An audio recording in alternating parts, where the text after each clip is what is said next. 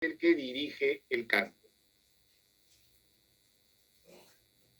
Bien.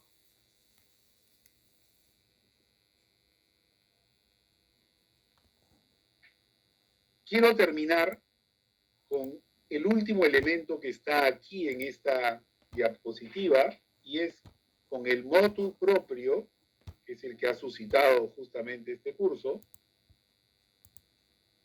Spiritus Domini, del Papa Francisco del 11 de enero del año 2021.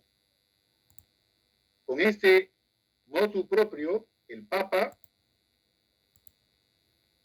permite que los ministerios instituidos del lectorado y del acolitado puedan ser recibidos por laicos y además por hombres y mujeres. ¿Ya? ¿Por qué? Ustedes dirán, ¿y esto por qué? Algunos se sorprenderán. Sí, lo que pasa es que antes los ministerios instituidos del lectorado y del acolitado solo se administraban, se les daban a los candidatos que se estaban preparando para recibir las sagradas órdenes, es decir, para ser sacerdotes. Normalmente se concedía lo que se llamaba un ministerio, pero era temporal, para ayudar a dar la comunión, que se llamaba el ministro extraordinario de la comunión. Eso es lo que existía hasta antes de este motu propio del Papa Francisco. El ser ministros extraordinarios de la comunión se realizaba, se concedía a las personas que ayudaban en una parroquia en los momentos de la comunión. Pero era, como vuelvo a repetir, temporal. Por lo menos aquí en la Arquidiócesis de Lima era por 3 años. Y normalmente eran circunscritos a una realidad parroquial. Esta novedad que el Papa nos ha regalado a toda la Iglesia amplía este servicio, porque en el fondo el ministerio de electorado y el acolitado es un servicio para todas las personas que tengan las condiciones y que buenamente lo quieran pedir. Y es un ministerio instituido y estable. Con esto sí, ya entramos propiamente a el primer ministerio, que es el lectorado. Y yo he querido, antes de entrar propiamente al ministerio, tratar de comprender lo que este ministerio implica. Según la Iglesia, el lector, así se le llama, es una persona capacitada para leer la palabra de Dios en la asamblea litúrgica. Pero para que el lector tome conciencia de la importancia de su ministerio, hay que entender qué es la palabra de Dios. Recordemos lo que nos dice la carta a los Hebreos, que está puesto aquí. La palabra de Dios es viva y eficaz, más tajante que espada de doble filo.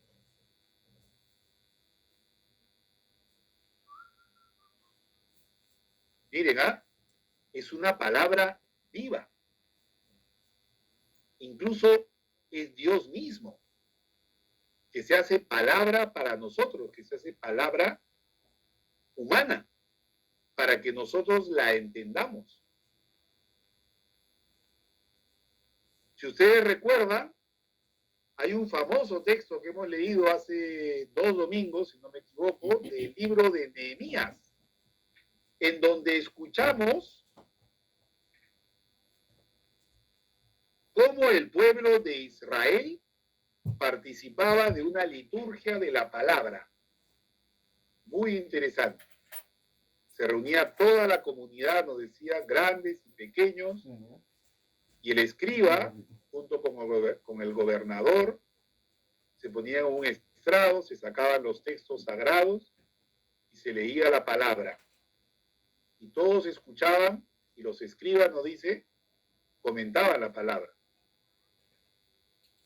Y decía el texto de Nehemías, esto es un día de alegría en el Señor. No hagáis duelo ni lloréis. Y dice que los judíos lloraban al escuchar la palabra de Dios. Miren qué interesante ese texto, cómo nos presenta cómo los judíos se aproximaban a la palabra de Dios. Por eso la palabra es una realidad viva, como dice la carta a los hebreos. El catecismo va a decir un poco más y va a decir, Cristo, que es la palabra del Padre, es la única palabra que resuena en toda la Escritura. Y el concilio va a decir una cosa muy interesante, dice, la Iglesia ha venerado siempre la Sagrada Escritura como lo ha hecho con el cuerpo santísimo del Señor en la Eucaristía. Ese es un texto muy importante del documento del Concilio Vaticano II sobre la renovación litúrgica, Sacrosanctum Concilium XXI. Así como la Iglesia venera el cuerpo del Señor, el cuerpo real, substancial de Jesús en las especies eucarísticas, venera la palabra de Dios. Por eso el valor inmenso que tiene esa palabra en la vida de la Iglesia y en nuestra propia vida. La palabra de Dios, va a decir también el catecismo, debe ser acogida en el corazón de los fieles. Y ahí el texto del catecismo, ¿no? 113. Y recogiendo un dicho de los padres de la Iglesia, va a decir, la Sagrada Escritura está más en el corazón de la Iglesia que en la materialidad de los libros escritos. Miren, esa palabra que se proclama, esa palabra que resuena en la Iglesia, no solo resuena para que aparezca por los parlantes, esa palabra está dirigida al corazón de cada uno de los oyentes. Esa palabra, en un sentido, está dirigida a ti y a mí. Por eso es que el valor inmenso que tiene la palabra en nuestra vida. En la celebración litúrgica, o sea, en la liturgia de la palabra de los sacramentos, como ya lo dije, todos los sacramentos tienen liturgia de la palabra, porque ella nos lleva a abrirnos al misterio que vamos a participar.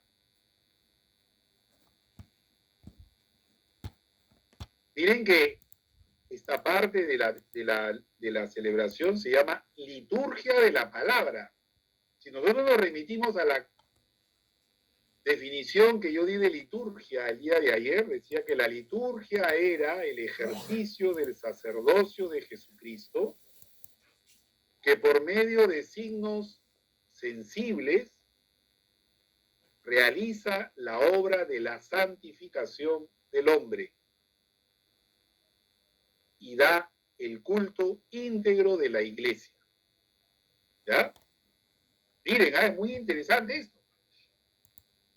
Porque la liturgia de la palabra tiene esa connotación, es decir, no solo estamos leyendo un libro, como podríamos leer un libro de los recuerdos de mi familia, o como podríamos leer un libro que nos hable, por ejemplo, de cosas hermosas, espirituales, o de la fe, o del amor de Dios.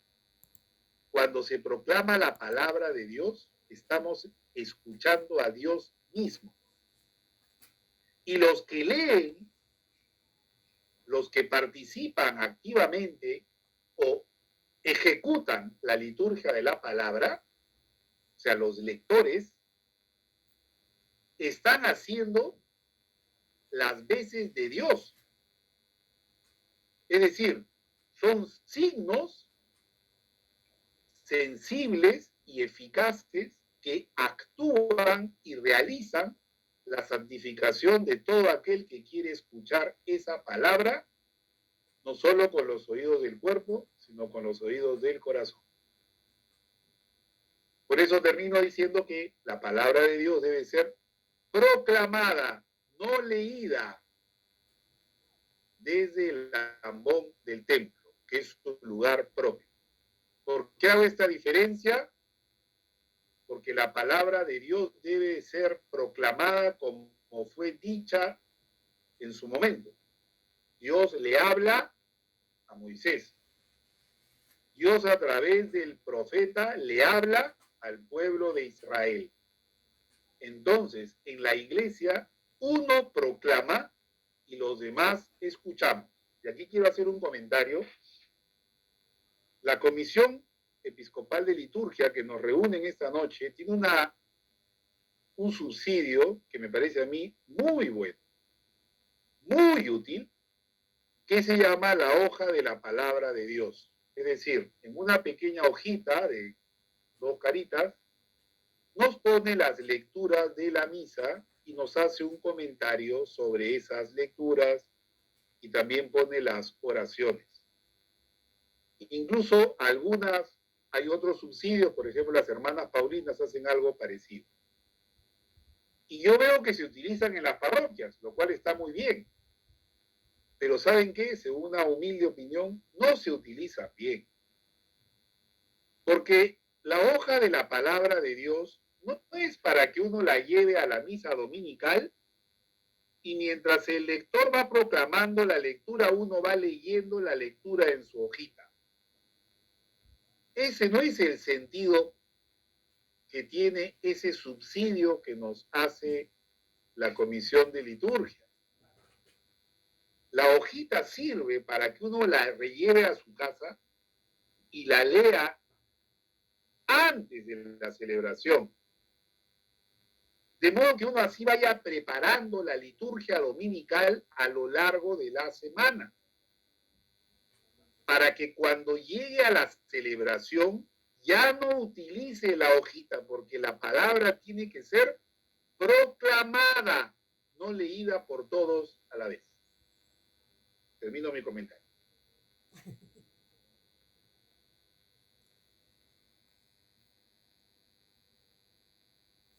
Bien. Entonces, ahora sí voy a tratar de profundizar un poquito en la función que tiene el lector como ministerio propio. Ya lo dije hace un momento, proclamar la palabra de Dios en la celebración litúrgica. Para ello, tiene que prepararse espiritualmente y él ser el primero que escuche la palabra que él va a proclamar.